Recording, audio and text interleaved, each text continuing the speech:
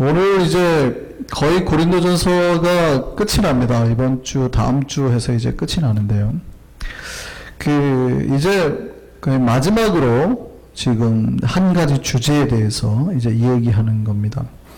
오늘 제목이 이제 연보에 관하여인데요.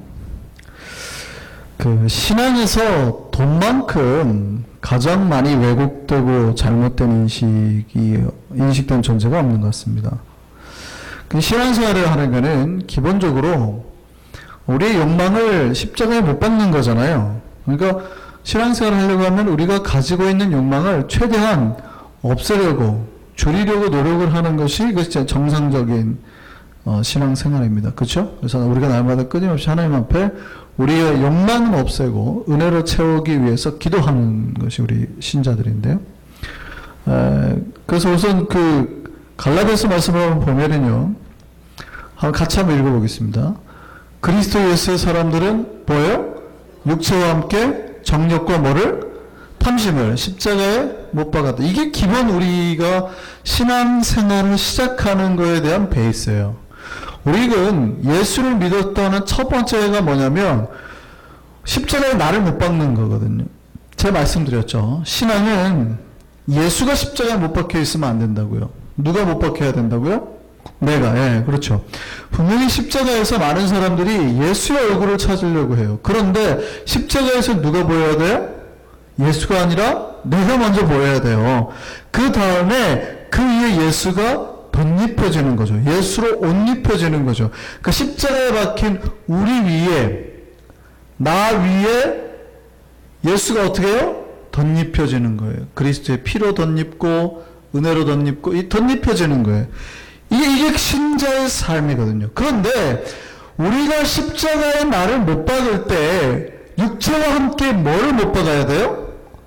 우리의 욕심, 욕망, 그 다음에 우리가 뭐 바라는 것들, 탐심이란 말이죠. 욕심내는 것들, 이런 것들을 우리가 처음에 십자가를 믿는다는 그때에, 그러니까 내가 구원받는다는 그때에, 내가 예수를 만난 그때에 영접됐고 주님을 만나고 내가 깨달음의 세계에 들어가고 하나님 은혜를 경험할 때, 그 첫 순간에 뭐 하는 거예요? 내가 십자가에 못 박을 때 같이 못 박는 거거든요. 우리의 뭐를요? 정욕과 탐심을. 이게 기본 코드거든요. 기본 코드. 이걸 다 압니다. 우리 신자들도 다 알아요. 그래서 우리가 우리 안에 일어나는 정욕과 싸우기 위해서 많이 노력을 합니다. 그래서 교회 다니시는 분들은 예를 들어서 술, 담배도 좀 금하려고 하죠. 술, 담배 꼭 나쁘냐? 좋지는 않잖아요. 몸에 좋지는 않으니까 우리가 그걸 꼭 긍정할 필요는 없어요. 그런데 그게 가장 기본적인 거거든요. 근데 그것뿐만이겠어요? 사실은 우리 안에 일어나는 다른 정욕을, 더 심한 정욕들도 우리 스스로가 제어한단 말이죠. 그렇죠? 이게 기본이에요. 우리가 기본적으로 스캔들도 내지 않으려고 하고, 화도 내지 않으려고 하고, 거친 말도 하지 않으려고 하고, 이 모든 게 최소한 십자가를 믿는 우리가 처음에 예수를 믿을 때 주님 앞에 바친 거거든요. 다 욕망의 것들을. 그런데 물론 우리가 실수하기도 합니다만, 그럼에도 불구하고 그게 실수할 때, 내가 회개를 할 때 마음이 아픈 거예요. 내가 십자가에 있었어야 되는데 내려왔다. 똑같이 내가 욕망을 못 박았어야 되는데 못 박지 못했다. 이런 거에 대한 안타까움이 있거든요. 근데 이상하게 우리 신자들의, 우리 기독교인에게 기독교인들을 바라보면요, 다른 욕망은 다 십자가에 못 박았는데 이상하게도 돈에 대해서는 아니에요. 희한해요. 이게 우리가 어떤 이성에 대한 부분, 아니면은 분노, 이런 거 다 잘못된다고 보거든요. 폭력, 아내를 때렸다거나 이런 거 하거든요. 근데 돈에 대해서만큼은 정말 관대해요. 이상해요. 이게 개신교 내에 이상한 병폐가 들어가지고 다른 것들이 잘못됐다고 막 분내요. 이렇게 잘못됐다고 막 분내고 싸우고, 목사가 여자 만날 수 있냐 이러고 막 이러거든요. 뭐 집사가 돼가지고 뭐 술 먹고 다니는 막 흥분하는데 돈에 대해서는 다 관대해요. 굉장히 관대해요. 이상하게 뭐요? 탐심을 함께 십자가에 못 박아야 되거든요. 탐심을. 그런데 돈에 대해서는 굉장히 관대해요. 아주. 심지어는 거꾸로 말하기도 합니다. 하나님을 믿는 순간 돈을 십자가에 못 박고 돈을 조심하고 이래야 되는데 거꾸로 가요. 뭐라고 그러냐면 하나님을 믿는 순간 뭐가 생긴다고 가르쳐요? 돈이 생긴다. 이렇게 가르치는 거예요. 거꾸로 가는 거죠. 잘 생각하셔야 돼요. 하나님을 믿는 순간 돈을 어디다 던져버려야 돼요? 여기다 같이 돈을 던져야 돼요. 그러면 내가 육체와 함께 다 못을 박아버렸으니까 돈을 나한테 돈이 남아야 안 남아요. 사실은. 그래야 되거든요. 그러니까 돈에 대한 애정, 사랑이 안 남아야 되거든요. 지금 잘 들으셔야 돼요. 돈이 필요 없던 뜻이 아니에요. 돈이 필요 없던 뜻이 아니고 돈에 대한 나의 애정과 사랑이 안 남아 있어야 된다는 거예요. 그런데 이상하게 가르쳐요. 하나님을 믿는 순간 우리가 그렇게 바라던 돈이 들어온다고. 그래서 한국에서 신앙생활 열심히 하시는 분들은 뭐냐면 내가 신앙생활 열심히 하면 이 돈이 들어올 거라는 목적하에 정말 열심히 하세요. 내가 주일 하루라도 빠지면 안 돼. 지금까지 정성을 얼마나 잘 쌓았는데 이제 와서 물거품이 될지 몰라. 이런 신앙들이 있어요. 기독교는 돈에 대해서 아주 관대한 종교입니다. 근데 성경은 돈을 뭐라고 그래요? 자, 마태복음 6장 한번 보겠습니다. 같이 한번 읽어보시죠. 자, 한 사람이 두 주인을 섬기지 못하는데 혹 이를 미워하고 저를 사랑하거나 혹 저를 중히 여기고 저를 경히 여김이라. 자, 여기에 두 주인이 있대요. 내가 섬겨야 될 두 주인이 있어요. 두 주인을 같이 섬길 수 있어요? 없어요? 없대요. 절대 두 주인을 같이 섬길 수 없대요. 첫 번째 주인이 누구래요? 하나님. 두 번째 주인이 뭐래요? 돈. 이상하죠? 하나님하고 돈, 한 사람이 두 주인을 섬기지 못하는데 우리가 만약에 하나님을 사랑한다고 하면 뭐를 미워한대요? 돈을? 잘 들으셔야 돼요. 돈을 어떻게 한대요? 우리가 하나님을 사랑하면 돈을 어떻게 한대요? 미워한대요. 왜 갑자기 다들 그러세요? 하나님을 사랑하면 돈을 어떻게 한대요? 자, 하나님과 돈이 있어요. 우리가 하나님을 사랑하면 돈을 당연히 조금 사랑하는 게 아니라 미워한대요. 미워. 근데 만약에 우리가 돈을 사랑하면요, 하나님을 미워한대요. 하나님도 사랑하고 돈도 사랑하고 이게 가능해요? 안 가능해요? 안 가능하다. 성경은 절대 그게 불가능하다고 말하는 거예요. 그럴 수가 없다는 거예요. 우리가 한쪽을 사랑하면 반드시 한쪽을 미워하게 돼 있대요. 그래서 뭐라고요? 하나님과 재물을 겸하여 섬겨요? 못 섬겨요? 못 섬겨요. 그러니까 우리가 하나님을 섬긴다고 믿는 그 순간 우리는 뭐를 미워해요? 돈을 미워해요. 근데 교회가 희한하게 가르치죠. 하나님을 사랑하면 거꾸로 뭐가 따라온대요? 이럴 수 있어요? 없어요? 없는 거예요. 그러니까 돈이 안 온다는 게 아니라 돈에 내 마음을 주면 안 된다는 표현이에요. 분명히 말하고 하나님을 사랑할 때, 그죠? 지금 다 이게 무엇에 대한 얘기예요? 감정에 대한 얘기예요. 우리 감정에 대한 얘기. 우리가 하나님을 사랑한다고 하면 절대 우리가 돈을 사랑할 수 없어요. 우리 감정에 대한 이야기예요. 그래서 우리 감정에 대해서 극단적으로 표현한 말이 디모데전서 6장 10절이에요. 보겠습니다. 자, 그래서 돈을 사랑하게 되면 어떻게 된다고요? 시작. 돈을 사랑하는 것이 뭐라고요? 일만 악의 뿌리. 모든 죄의 뿌리는 뭐에서 온다고요? 돈 사랑에서 온다고요. 돈을 사랑해서. 그래서 많은 사람이 이 탐심 때문에 이거를 탐냄으로 인해서 어떻게 해요? 믿음에서 떠났대요.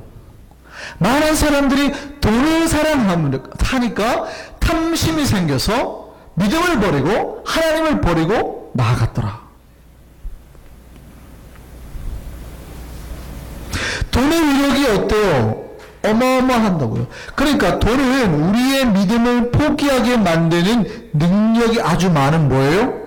우상이에요. 우상. 그래서 하나님과 재물을 겸하여 섬기지 못한다 할 때 재물을 영어 버전을 보세요. 맘몬이라고 되어 있대요. 맘몬.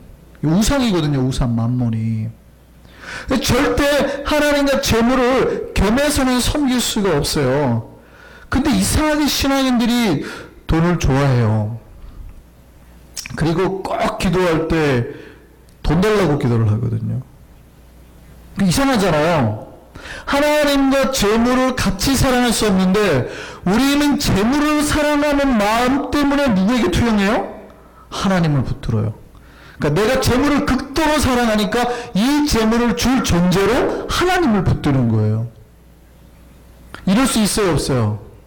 마치 이런 거예요. 하나님, 제가 정말 부처님을 진짜 사랑하는데요. 저 좀 절에 잘 다니게 해주세요. 이런 기도가 맞아요, 틀려요?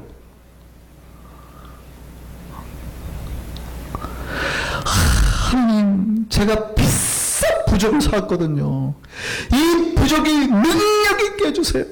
우리 아들 꼭 요번에 이 부적 붙였으니까 대학 가게 해주세요.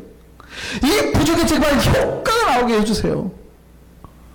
그런 기도 하나님이 들으실까요, 안 들으실까요? 하나님 정말 우리 며느리 요번에 애기 못 가지는데 부적 요번에 비싼 거 했습니다. 팬티 어디서 비싼 거 가져왔습니다. 하나님, 이 팬티 입고 꼭 애기 가지게 해주세요. 그런 기도를 하나님이 들으실까요, 안 들으실까요? 그런 기도를 해요, 안 해요? 한다니까요. 성도들이 많이 해요. 저는 정말 많이 받습니다. 하나님, 내가 돈을 얼마나 사랑하는지 제발 부자 되게 막.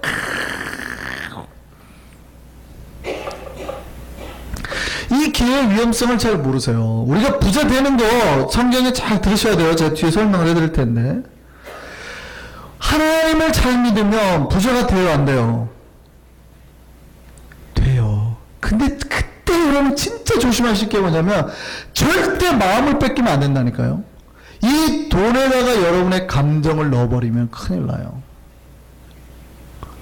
그러면 그 돈이 사라지면은요, 감정이 심각한 타격을 입어요. 그리고 하나님으로부터 떠나가게 돼요. 그러니까 내가 돈에 감정을 쏙 집어넣잖아요. 그럼 이 돈이 어떻게 하냐면 내 감정을 가져간다니까요.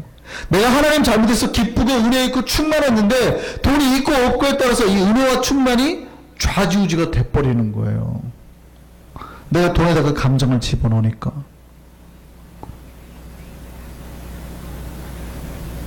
돈이 굉장히 위험한 겁니다. 돈이. 우리는 돈을 쉽게 항상 하나님 앞에 달라고 기도하는, 쉽게 기도하는 우를 범하는데, 그럼 생각해 보시죠. 하나님이 당신의 백성들이 배부르고 좋은 집 살고 돈 많이 가지고 풍성하게 사는 게 싫어하실까요? 그러기 바라지 않으시는 걸까요?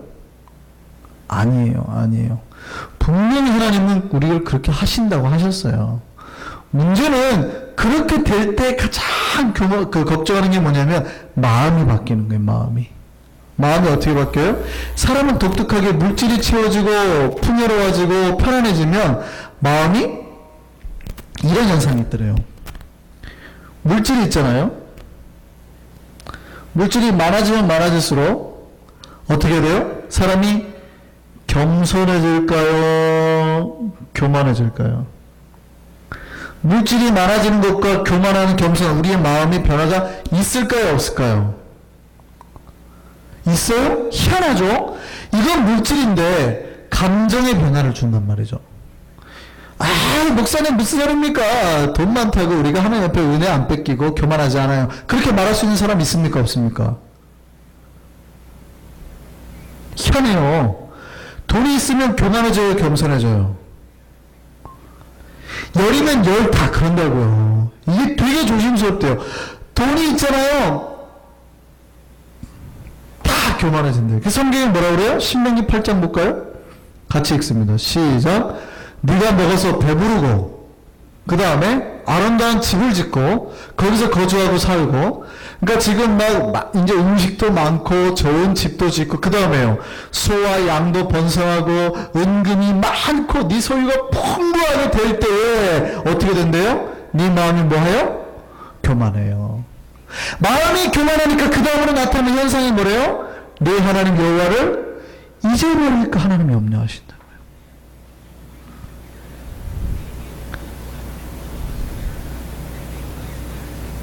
우리가 돈이 많으면 교만해져요, 겸손해져요?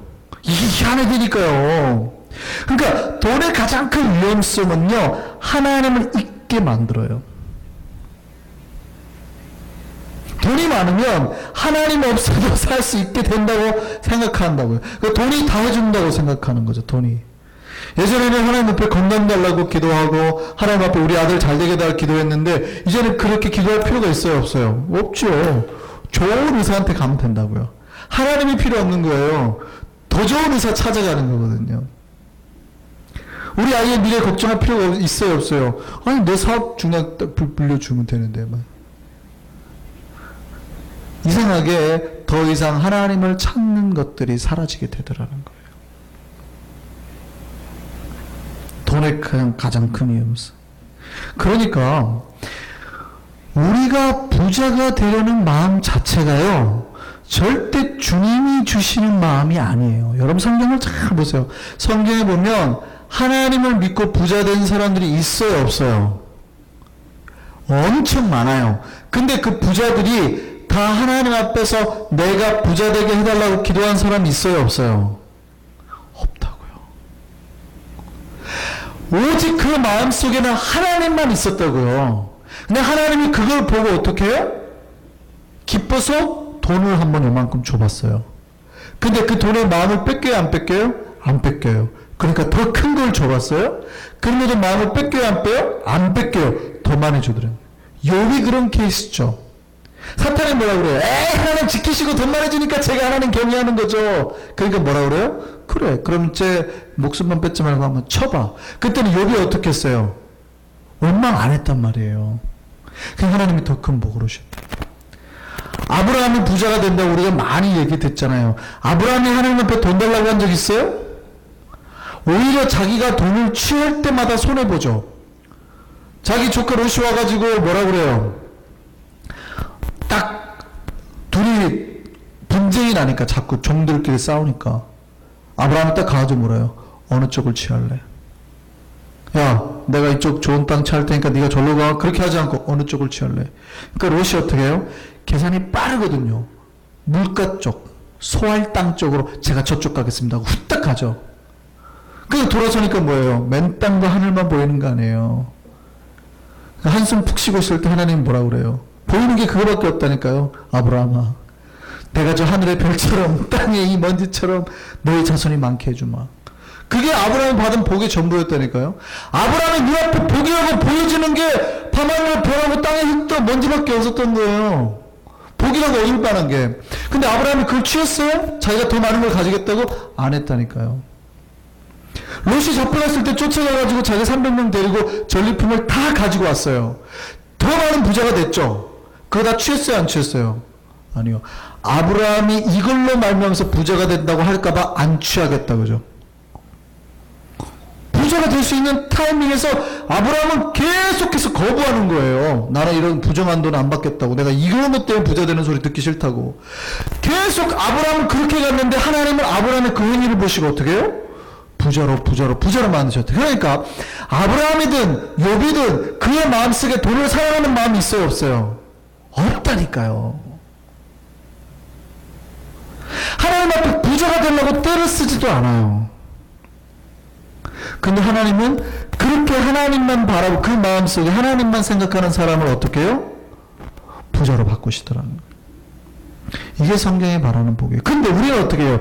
이미 우리 마음속에 돈이 들어와 있어요. 그거를 감출 뿐이죠.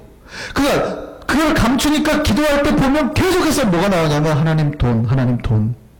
하나님 제발 우리 부족 신통하게 좀, 우리 부족 요번에 삶 부족이 신통. 하나님 제가 진짜 좀 제가 절에 잘 다니게 뭐 이런 기도들을 하는 거랑 똑같다니까요.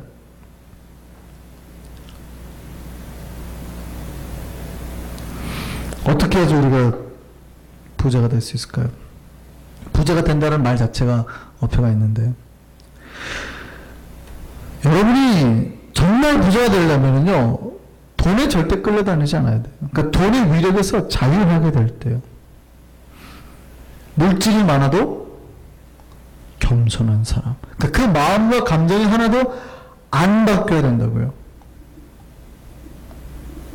많은 사람들이 가난할 때는 겸손하고 성격 좋죠. 돈이 많아지면 뭐 해요? 한국에서 로또 복권 1번이 되면 사람들이 1번으로 하는 게 뭐래요? 담벼락을 높인대요. 담벼락을 한 단 높인대요. 주택 사는 사람들이. 그리고 그 담벼락에 뭘 쳐요? 쇠창살을 치는 거예요. 아파트 사는 사람들은요, 하나 더, 경비원 하나 더 있는 집으로 들어간대요. 무슨 말인지 아시죠?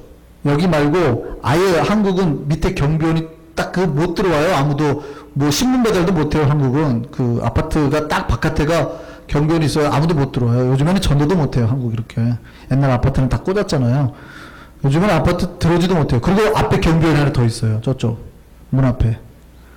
차도 다 통제하고 그 아파트에 마크가 찍히지 않은 차는 못 들어와요. 들어가려면 전화를 일일이 해가지고 그 집 주인과 통화해가지고 이 집이 손님 맞습니까? 하고 들어보내줘요. 그런 집으로 이사 간대요.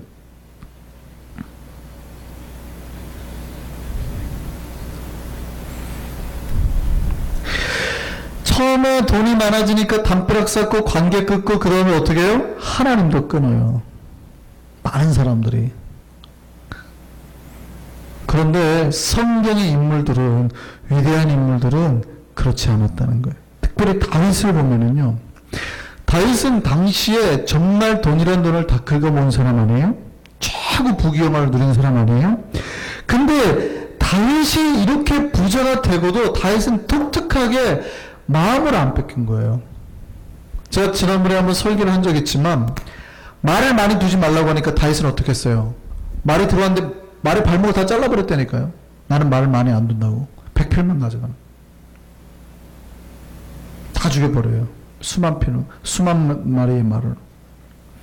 시편 우리 39편을 보면은요, 다윗이 뭐라고 고백한 줄 아세요? 시편 39편 보겠습니다. 다윗이 뭐라고 그러냐면, 많은 사람들은 그림자 같은 헛된 일로 소란해서 뭐 한대요? 재물 쌓는데 신경 쓴대요. 재물 쌓는데 신경을 쓴대요. 근데 그 재물이 누구한테 돌아갈지도 모른대요. 근데 다윗은 이걸 보고 뭐라 그래요? 그림자 같은 일, 헛된 일이라고. 다윗은 어디에 소망을 두겠대요?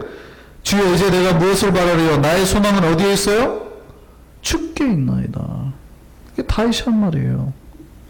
다윗은 소망을 어디에 두지 않았대요? 재물에. 제가 말씀드렸잖아요. 왕이 되고 독재자가 되는 게 최종 목표는 재벌이래요. 돈 많이 버는 거래요.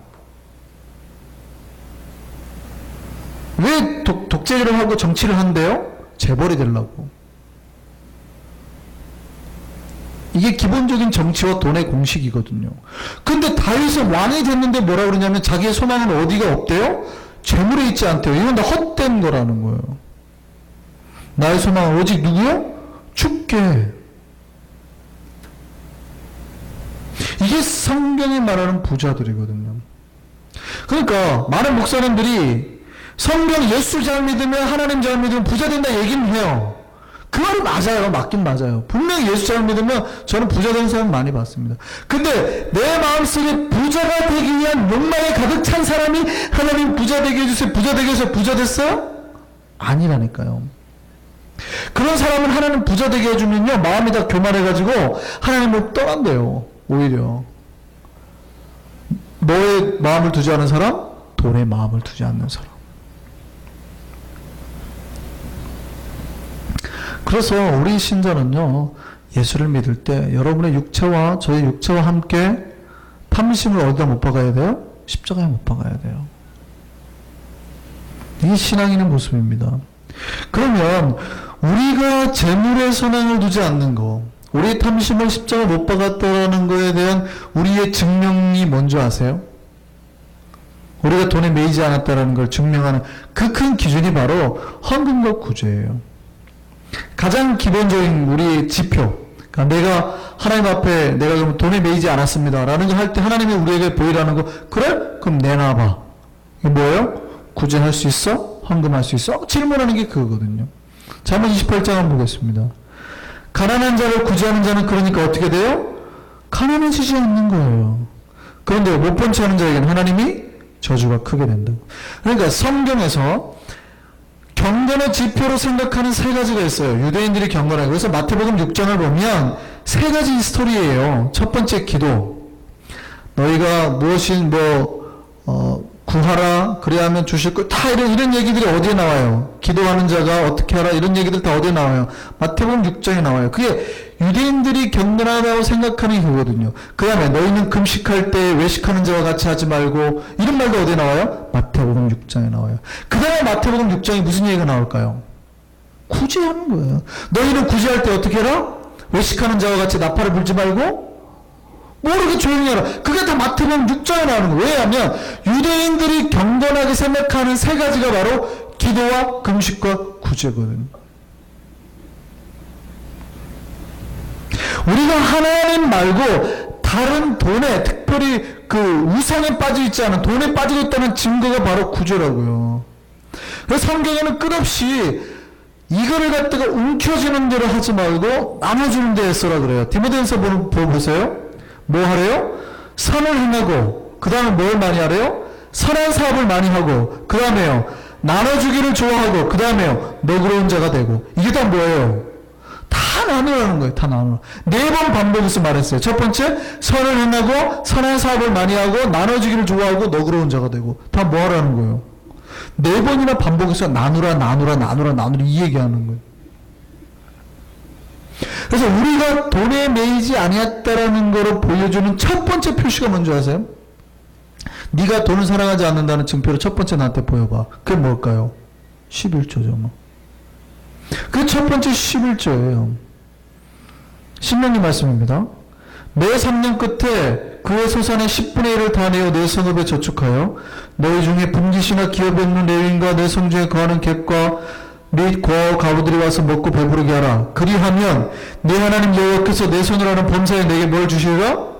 복을 주시리라. 이게 무슨 얘기냐면 내가 돈에 매여 있지 않다라는 거에 대한 증명이에요. 11조가. 사실은 하나님은 최소한의 것을 요구하시는 거예요.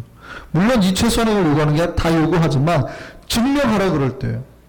그러면 그렇게 하나님 앞에 나는 돈에 매여 있지 않습니다라고 나를 끝없이 증명해내는 거예요. 하나님 내라 그럴 때. 그럴 때는 뭐예요? 복을 주신다는 거예요. 복을. 근데 그 복이 뭡니까? 돈입니까? 돈이 아니죠. 잘 들으셔야 돼요. 우리는 복을 말할 때 돈을 생각할 수 있는데 하나님이 말하는 복은요, 이 복 안에는 뭐가 들어있어요? 복주머니 안에는? 우리는 뭐가 들었어요? 돈. 이러면 좋을 것 같은데, 우리는 그럴 것 같은데, 하나님은 그게 아니에요, 사실은. 돈, 건강, 자녀, 평안, 안식, 구원, 기쁨, 다 들은 거예요. 이해되세요? 이 하나님이 주시는 복주머니 안에는. 그러니까 영적인 거, 내면적인 거, 삶의 풍요로운 게 다 들은 거거든요. 근데 우리는 영적인 것보다는 그래도 조금 다른 것도 좋은데 한 80%만. 요거는 한 80%, 돈이 한 80%, 요거는 한 20%. 그죠? 왜냐하면 돈이 있으면 우선 눈에 보이니까 이걸로 건강도 살 수 있고 기쁨도 살 수 있고 평안도 살 수 있을 거라고 나는 생각하는 거거든요. 돈은 확실하니까.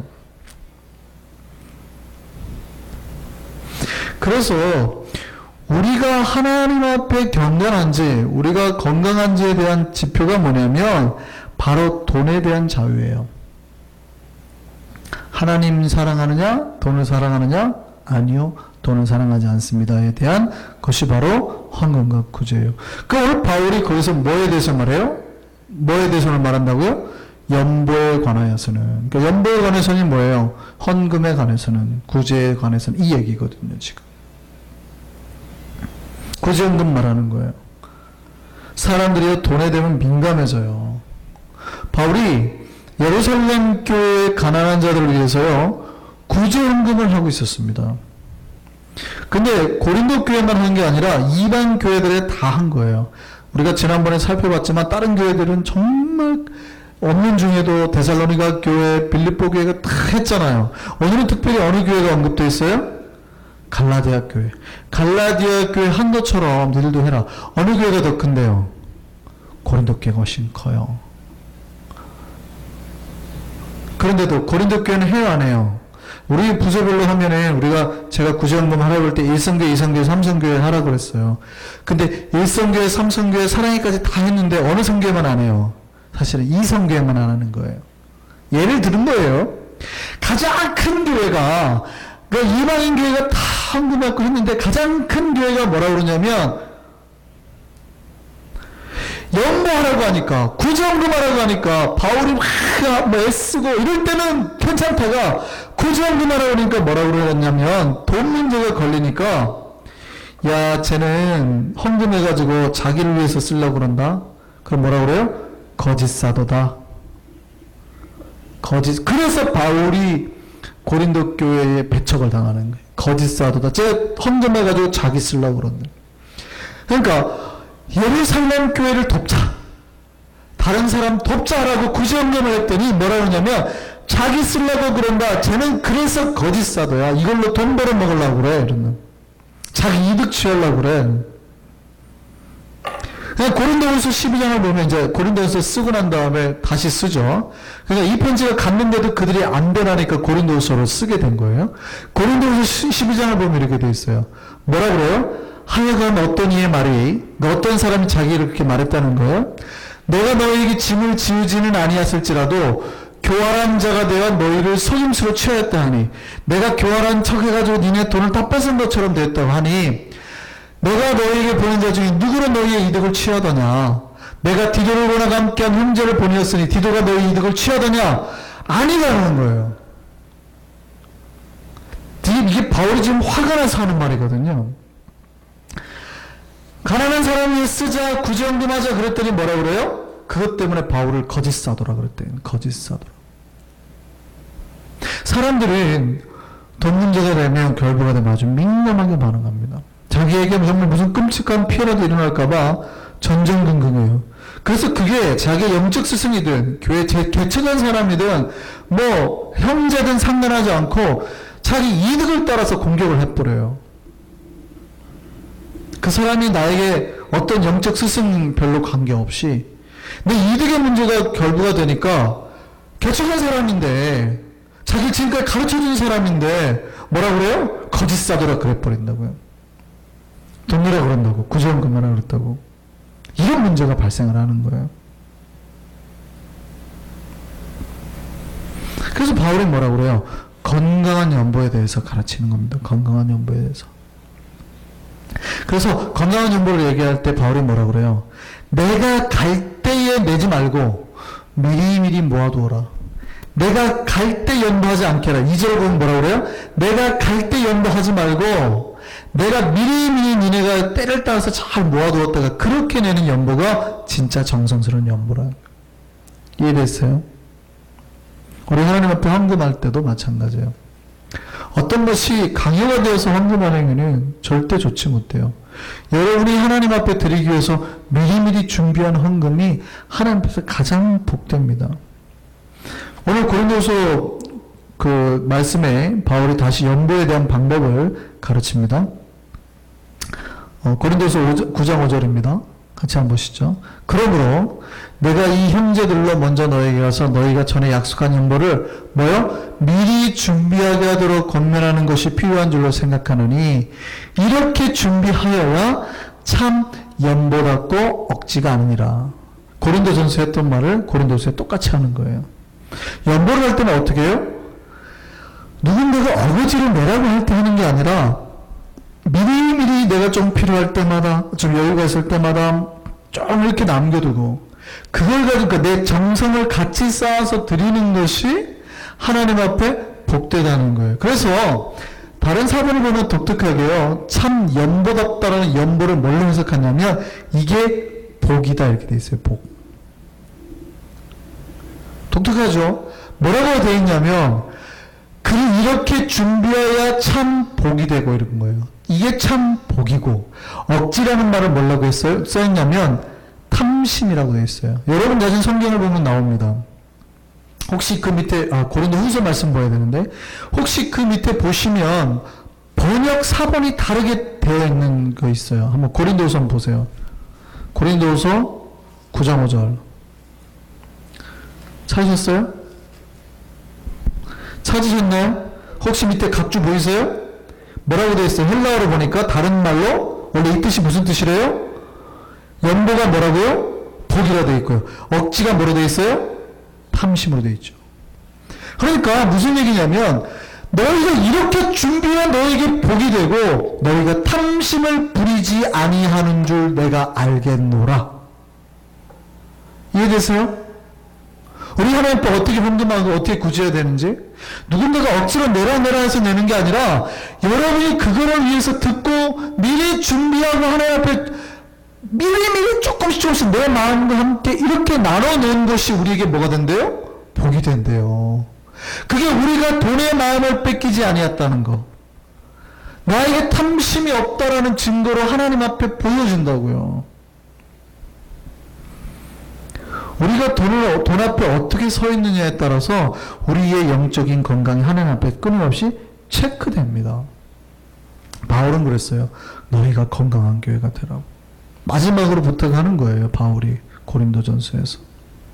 우리는 어떻습니까? 이제 우리를 점검할 때입니다. 우리는 하나님이냐 돈이냐 그 사이에서 어디 편에 서 있습니까? 혹시 어느 순간인가 처음에는 우리 하나님 편에 서 있었어요. 근데 어느 순간인가 돈이 마음을 많이 뺏기고 있지 않아요? 돈을 우리가 너무 사랑하고 있지는 않나요? 그렇다면 다시 우리의 영적 상태를 점검해야 됩니다. 하나님이 우리에게 언젠가 한번 요구하실 거예요. 연보를 내라고. 그럼 그때 우리가 어떻게 해야 될까요? 그걸 듣고 어거지로 내야 될까요? 아니면 미리미리 준비해서 하나님 앞에 바친 걸 기쁨으로 준비해야 될까요? 하나님 우리를 한번 테스트 하신다고요. 우리가 하나님 앞에서 진실로 우리의 마음이 뺏기지 않고 하나님을 사랑한다는 증거들을 날마다 채웠으면 좋겠습니다. 우리의 마음이 하나님을 가득 채웠으면 좋겠습니다. 우리 한성교회가 그렇게 건강한 교회로 나아가길 바랍니다. 우리 기도하겠습니다.